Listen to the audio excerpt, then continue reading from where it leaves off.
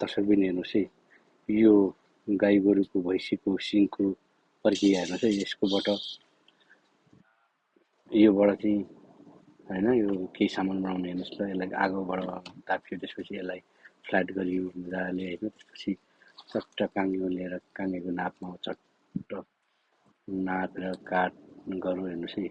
यस्तो हुँदो रहेछ है सिङहरू पनि। नेपालमा हामी त है काटो ओरो फुत्त फाल्यो। हेर्नुहोस् त कति राम्रो, आहा साह्रै राम्रो काङ्गे बनाउनु है।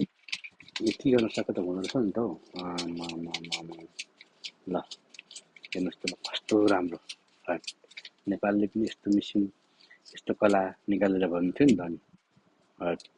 हेर्नुहोस् त ल, यसलाई सल्युट ठोक्नुहोस् त है। यो हो नि त तरिका। चाइनाले के जानेछन् है।